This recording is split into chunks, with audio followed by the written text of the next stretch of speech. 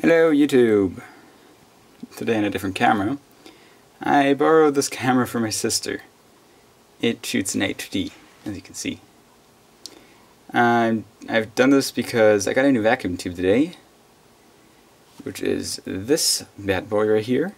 It made it intact, and very happy about that. You guys all know the GU81M, I guess.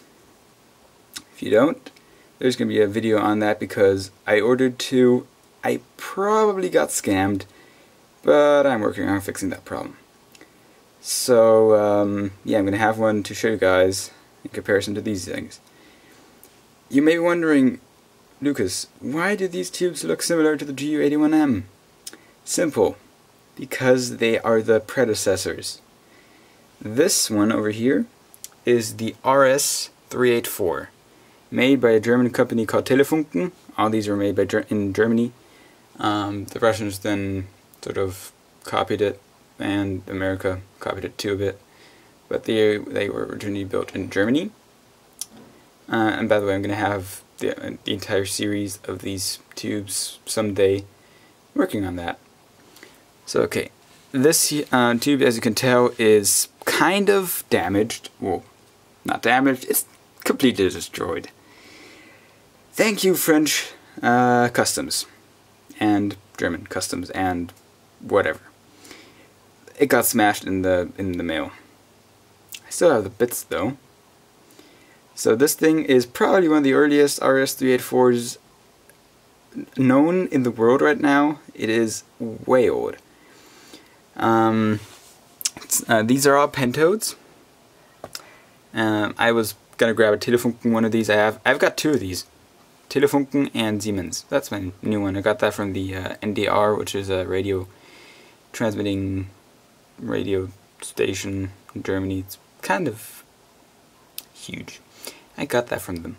Yay! So yeah, you can see the blue plate. All the other RS384s I've seen so far don't have a blue plate. They got a gray one like that.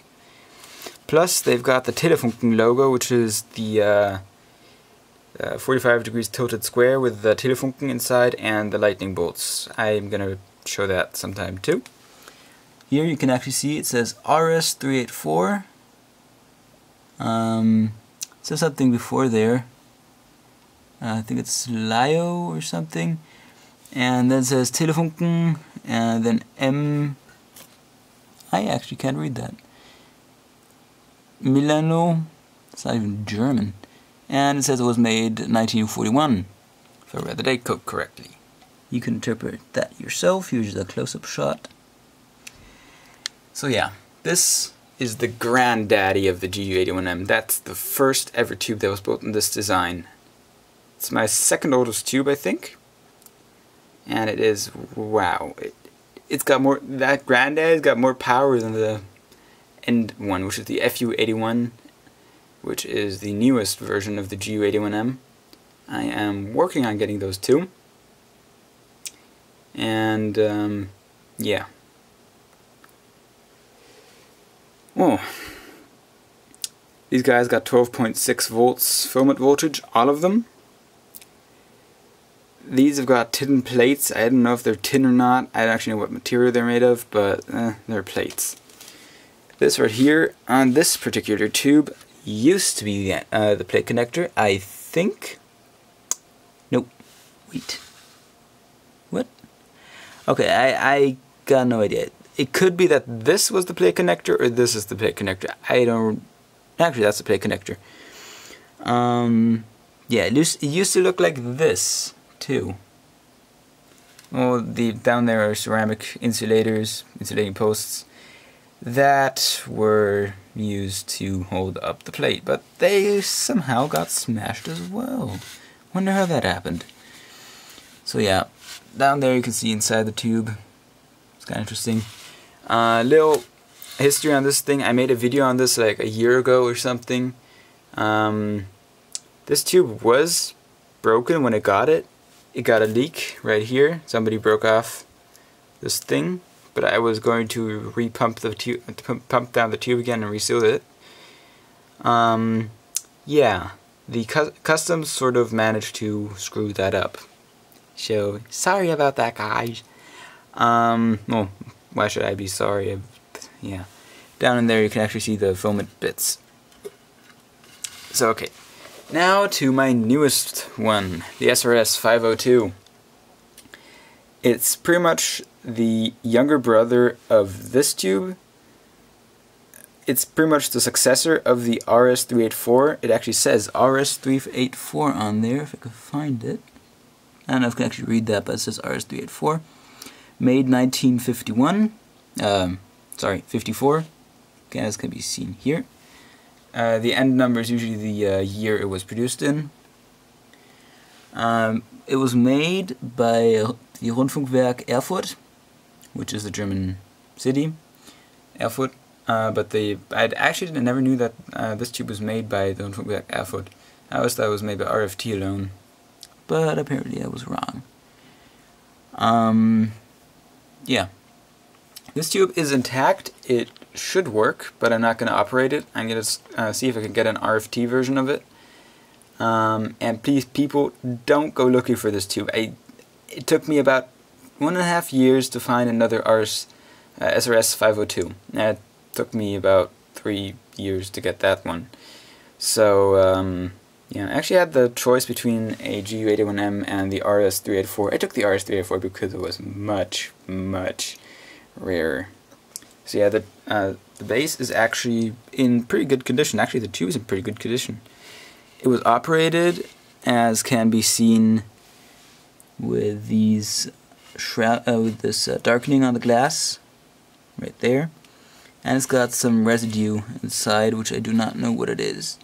So guys, comment if you know what the residue is. It could be something that came off the filaments. It could be thorium, because this thing, if you guys want to know why this tape's on there, it's because I've got this tube on display and the thorium dust from there. Ah, boy, that's annoying. You don't want to breathe it. Believe me, you don't want to breathe that. Thorium is very valuable and poisonous. So you guys don't want to breathe it. Believe me. So if vacuum tubes are smashed, I got that thoriated tungsten filament.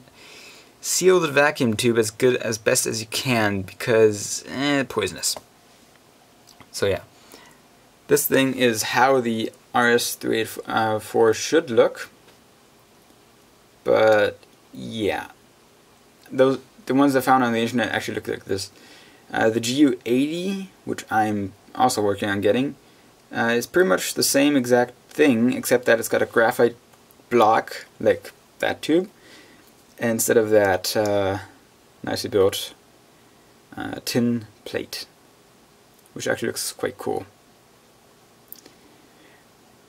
Yeah. And this tube actually has the same output as an 833A, or C, or D, or whatever. Those are the three 833 types. Yeah. It was quite cool. And yes, Tristan, I did buy 2 GU81Ms. If you don't know who Tristan is, his name is Ubuntu Pokemonic on YouTube. Link to his channel on the RS384, the one on the left. And yeah, I'm gonna hear some thanks from you, Tristan, for sort of mentioning your channel. So, next piece of history. I was actually gonna do this video when I have all the tubes, which are like, I'm only missing like 3 or 4 if the GU81Ms do actually come. So, you guys can guess what this tube is. You got 5 seconds. Not going to put a timer or anything in there. But this thing is the RS684. This is the successor of the RS384. This one's made by Telefunken. I was going to grab the Telefunken that I have, which looks a bit different. Video on that later, because I got the camera and I'm going to do videos. Yay! I don't actually know I'm going to get those. Yeah, this thing, all these have 400 watts plate dissipation, maximum plate voltage of about 3 to 4,000 volts. All of them are pentodes. All of them have 12.6 volts on the heater, and yeah, they are from different times. This is World War II era. That is DDR time. DDR, yeah, whatever. So when Germany was divided with the Berlin Wall. And this is probably in the time as well. So, yeah. This one was actually operated up until about 2 years ago, I think, when a tube collector that I know got it from the NDR, or I don't actually know if it was a tube collector that had the tube. I think, well, there were probably two of them, a push-pull operation, and I got one, the other dude got the other one, and we both got them from the NDR. So, yeah. I out there other owner of another RS-684 from Siemens. They're actually quite common, the RS-684. Well, if I say common, it's common because I only see like 2 of them a year, which is common for me. But yeah. So, details. 40 watts plate dissipation. By the way, the outputs on these range wildly. There's about 1.6, 1.8, and no clue.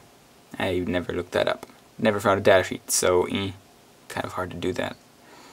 By the way, all these are going to be on my vacuum tube collection page thing, which I am currently working on.